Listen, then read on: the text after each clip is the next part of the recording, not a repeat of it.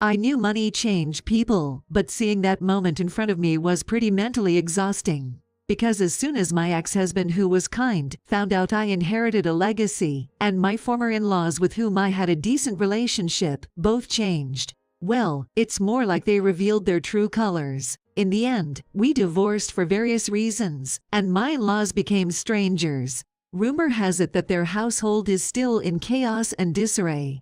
I had an aunt, my mother's sister, who passed away a few years ago. She was a career woman and an investor from a young age.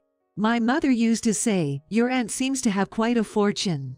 I wasn't really interested in my aunt's wealth, so I only casually asked about it. Even so, I wasn't interested in how much my aunt's assets were, so I was okay. She was more careful with her money, only spending on things she needed. For example, she cooked her meals mostly at home using ordinary supermarket ingredients, and bought a few high-quality clothes to wear for a long time instead of buying lots of clothes. I admired my aunt's values and lifestyle, but during her time, there was a strong prejudice against women who earned more than men. People looked down on her, thinking she was arrogant. Besides, there was a strong stereotype that a woman's happiness was to get married and have children. So my aunt, who never got married and had no children, and enjoyed her own life, was considered an outsider. However, my aunt never let those heartless comments get to her. She proudly carried herself and didn't care what others thought. I admired that about her.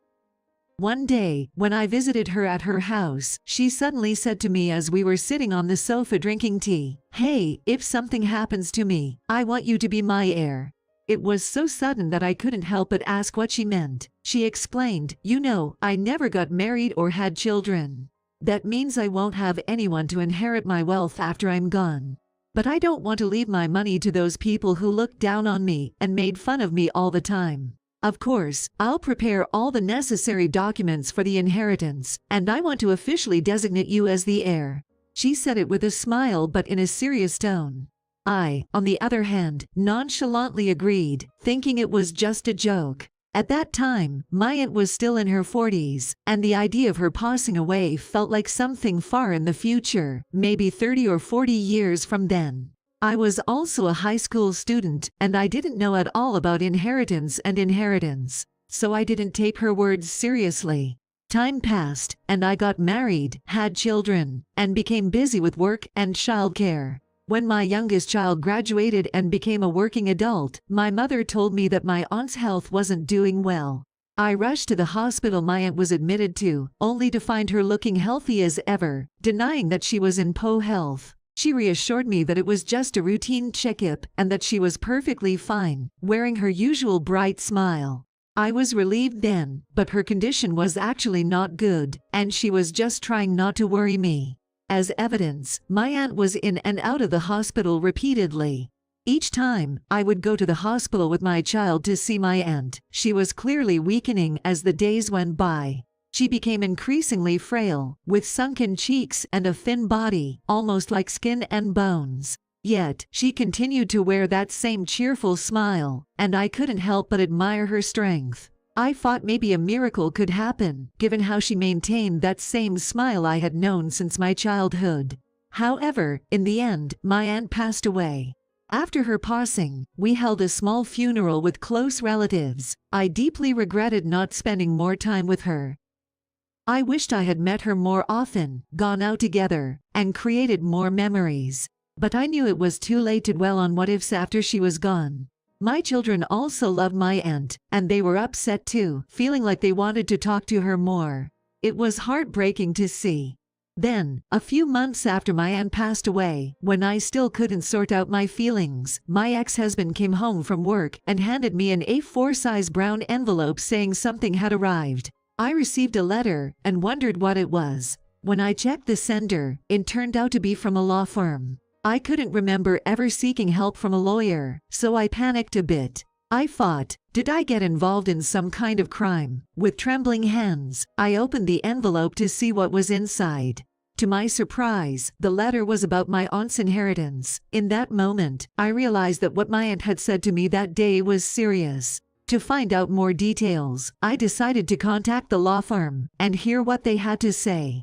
The lawyer there was an old friend of my aunt's, and she had entrusted him with handling her estate and inheritance after she passed away. When he told me the total amount of my aunt's assets, I was stunned. It wasn't just a few million yen, it was over 400 million yen.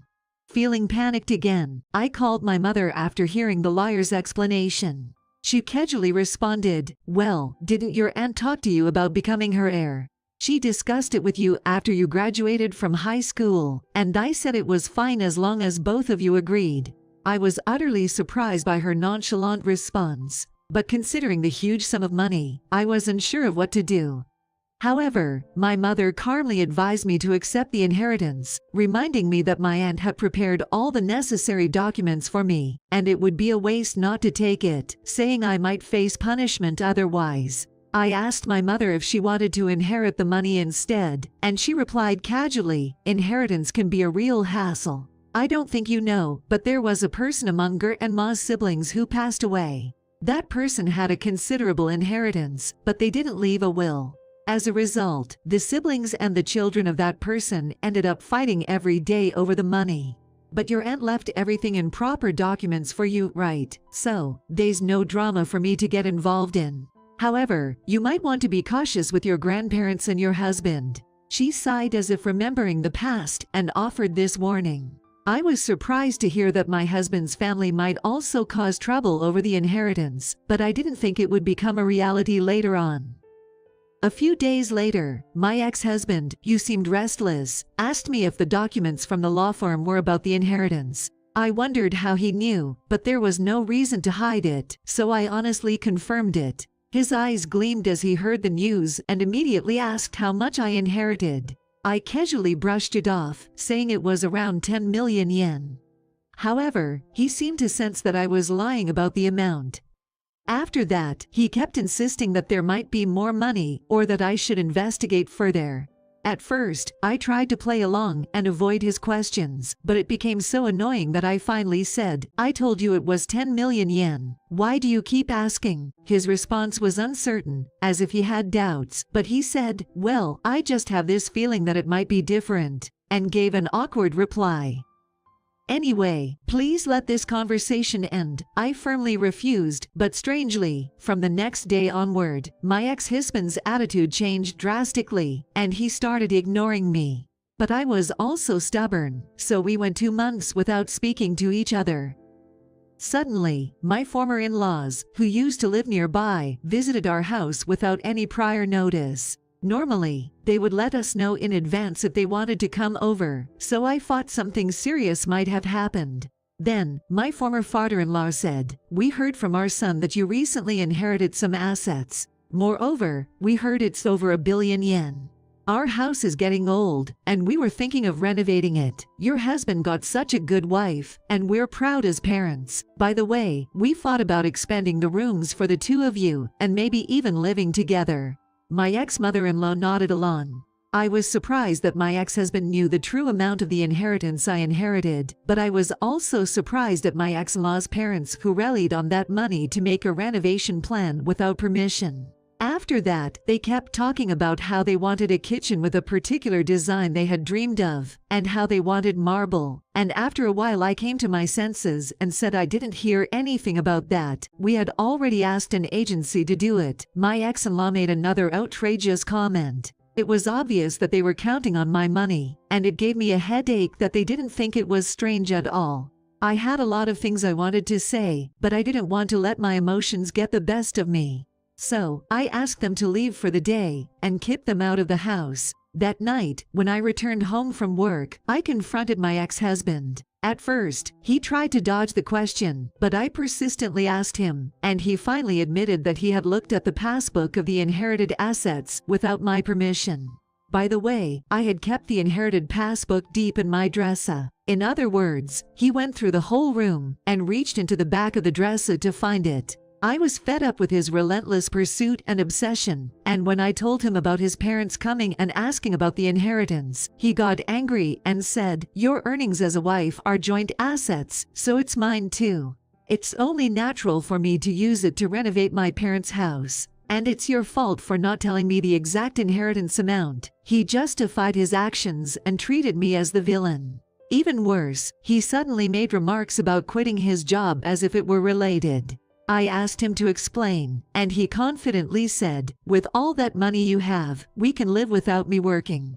It's a waste of time to do a job I don't like and stress myself out. We can live happily and stress-free with that money, and your status as a wife will also improve if we renovate my parents' house. It's all benefits, so why are you so upset?" He said this with a sigh, like he was exasperated. I realized he was a lost cause and thought, this guy is hopeless, so I said he could go ahead and do the renovation or whatever he wanted, but I wouldn't contribute any money.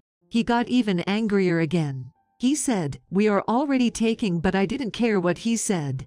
After that, he kept yelling and screaming, but I ignored him. Then, the next day, my ex-husband came with his parents to protest, saying that I was changing my story. So, I said to them, "Changing the story? Isn't it you guys who are taking without even consulting me? Besides, even if you had asked me, why should I have to pay any money? This money isn't for renovating your family's house, and it's definitely not to support your son who quit his job without discussing it with me." But he just went on ranting, saying things like how he had been good to me and calling me a money grubber. I was disillusioned that this was the nature of them, but it didn't matter anymore, so I told them to go home because there was nothing to talk about. My ex-husband asked, "What do you mean by that?" I replied, "Exactly what it means." Then he suddenly looked anxious. He said, "Are you planning to divorce me over this?" I just told him that any future discussions would involve lawyers and nothing more, and then ushered them out, leaving only the three of them. After that, I packed up my things and evacuated to a business hotel. Even afterward, my ex-husband kept contacting me, saying he would never divorce and that he loved me. I replied with a simple message, "You owe me my money, don't you?" and then turned off my phone. The next day, I went to my parents' house and explained the situation. They sighed and said they had anticipated this outcome. When they asked what I planned to do next, I said without hesitation that I would choose divorce. My mother advised me to fight thoroughly since they didn't seem willing to let me go. She also suggested I look into the possibility that my ex-husband might have done other things and recommended investigating. So I decided to give it a try and hired an investigator. It turned out my ex-husband had been frequently visiting nightclubs. It further solidified my decision to divorce. I then hired a divorce attorney who specialized in such cases and demanded a divorce from my ex-husband. But of course, he refused. Not only that, but he also insisted that if I wanted a divorce, I had to pay alimony and divide the property. When the attorney explained that the inheritance I received from my family wasn't considered marital property, my ex-husband started making a fuss, saying that couldn't be true. But when the attorney asked him if he would give his wife the money he inherited from his parents after they passed away, he fell silent. The attorney scolded my ex-husband about their unreasonable behavior. Finally, he broke down and pleaded for me to pay for the renovation. Of course, his request didn't hold any ground, and he looked utterly defeated. Later on, I found out that the renovation had already been arranged at that time, and he had signed the contract under his name, assuming I would pay for it. Moreover, it was a pretty luxurious renovation, totaling over $10 million. So, he was worried that he wouldn't be able to afford that money if we got divorced, and that's why he made such a claim. So, I had no reason for pay that money, whether we are divorced or not. Even after that, he tried to cut the price by half of the amount, but the attorney threatened to sue him for extortion if he asked for more. Finally, he gave up. But my ex-in-laws couldn't let go of it and attacked my parents' house later. In the end, my father ended up raising his hand against them, and they destroyed some potted plants outside before fleeing. The police came to investigate and had to take them away because they got aggressive with the officers. Of course, this whole incident spread throughout the neighborhood, and even after his release, it continued to be the talk of the town. In that flow, I also casually shared the situation with the gossip-loving neighbors, which further exposed the greedy nature of my ex-husband's family. Due to such developments, the divorce was eventually settled with my ex-husband giving in. However, even after that, I received occasional messages saying he still loved me and wanted to start over. So, I asked my lawyer for help again, and got a restraining order against him. But you know, those orders don't last forever. The maximum they can be effective is 6 months. Besides, he doesn't strike me as the type to obediently abide by such an order. I was afraid he might lose control and do something dangerous, so both my parents and I decided to move away from our former home. I felt sorry for my parents, leaving behind the place they were used to, but given the circumstances and the uncertain times we live in, we didn't have much choice. After the hurried move, when things finally settled down, I informed my children about the situation. Of course, they were surprised, but they sympathized with me and understood why we had to leave. After that, I was able to spend without any problems, but after all, I had a bad feeling. As I suspected, my ex-husband ignored the restraining order and was loitering around my parents' old neighborhood. Fortunately, a police officer passing by found him suspicious and stopped to question him. They discovered a small knife in his pocket, so he got arrested. When they asked about his intentions, he said he wanted to talk to his ex-wife, and that's when I shuddered, realizing he had heard about it from the lawyer who had helped us with the divorce. If I had stayed at my parents' house, thinking the restraining order would be enough. Though he was released early as no one got hurt, I couldn't bring myself to go near the location of my former parents' house because I was so scared. Since then, I hadn't known what happened to him for a while, but from what I heard from an acquaintance who lives near his parents' place, they can hear him and his family arguing almost every day from their renovated house. The content is mostly about money. They keep saying it's in your name, so you should pay, or that since it's your dad's house, he should be the one covering the expenses. It's like they don't even try to keep it down. Everyone can hear them arguing. Moreover, sometimes they hear strange noises, like things breaking, even after the renovation. It's gotten so bad that the police have had to go there to warn them. Also, sometimes they hear things like, "If you don't let your wife go, you'll have a good life now." Before the inheritance, their relationship with my ex-husband and his family was pretty good, but who would have thought that everything would become such a mess over money? Just as my mother warned me, I've truly realized how scary money can be. Occasionally, you can hear my ex-mother-in-law yelling at him to find a job quickly, and my ex-husband yelling back, "Shut up, it seems he's still unemployed." Well, considering his age, it's not easy to find a new job. Also, because I explained the messy divorce to the neighbors, everyone avoids getting involved with my ex-husband's family and doesn't want to be asked for money.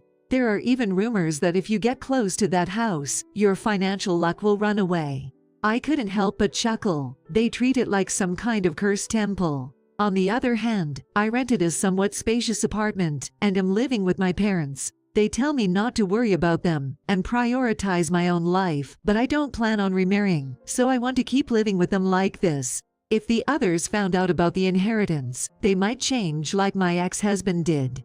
Besides, I never had any expensive hobbies or spent money extravagantly, so I intend to continue living as I did before. So, I plan to use this money when my parents and myself become old and enter a facility, or to celebrate when my children get married or give birth. To be honest, it's not a small amount of money that can be easily spent, but it's the money my aunt, whom I admired, left for me, so I thought I'd like to use it in the same way as my aunt did. So, recently, while working a part-time job, I've also started learning about investments and money management. It's quite challenging, and it made me realize how amazing my aunt was to do this for years. As for us, we're leading a relatively content life. However, the updates I occasionally hear about my ex-husband and his family are still quite dreadful. But since we've divorced and become strangers, it's none of my business. They need to sort it out themselves without involving others. Thank you for watching until the end. See you again in the next video.